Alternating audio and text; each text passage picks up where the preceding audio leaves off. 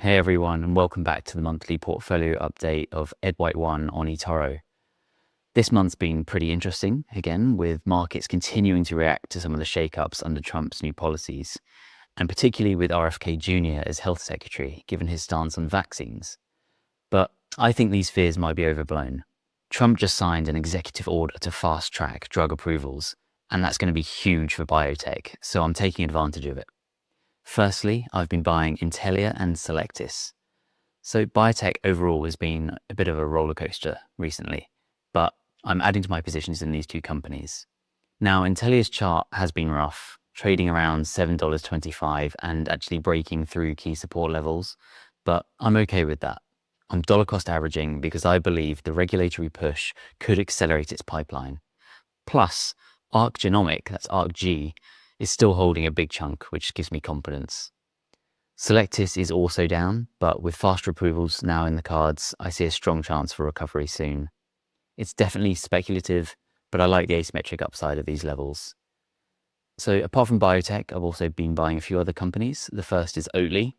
Oatly's been beaten down, and I'm happy to step in at these prices. The RSI is in deep oversold territory, which is exactly where I like to start building a position. Plant-based dairy is still a really growing market, and I think the worst is behind it now, after the pandemic. I've also picked up some UiPath. Automation really isn't going anywhere, and UiPath is leading the charge in this area. The stock is also down significantly, but it looks like it's forming a base now. And with the global push for more automation, especially in cost-cutting measures, I'm getting in during this low sentiment. I've also picked up Neste and Renewables Infrastructure Group with the ticker TRIG.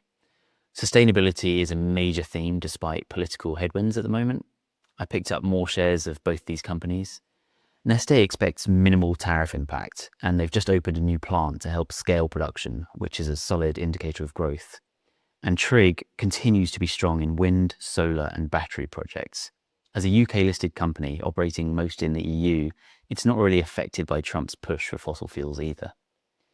I also bought a new position in Kinevic. It's a long-term holding of Scottish Mortgage Trust, and with these prices so low, I'm happy to add more of my own personal exposure in the portfolio. It's about getting in and building a big position over time while sentiment's low. I also picked up two other brands, Constellation and Diageo. Constellation Brands is a Buffett favorite, and right now it's about 15 to 20% cheaper than his average buy-in price. And Diageo, on the other hand, gives me exposure to global premium spirits. Between the two, I'm locking in on that sector that tends to hold up well even when markets get shaky. So that's everything I've been buying, and now I've also been selling a few positions. The first one I'm considering selling is Annaly Capital Management. I'm considering letting it go because real estate's been under a lot of pressure, and while it may benefit if rates drop, I'm not convinced just yet. I'm holding for now, but watching the macro picture. I've also trimmed my position in Nokia here. It's been really strong, and I wanted to lock in some gains while the price is still high. I'm holding a bit to see if the price pushes higher, but I'm happy to take some profit here. Sea Limited is another one. It's been a bit of a roller coaster as well. I decided to set a stop loss and see if that gets triggered.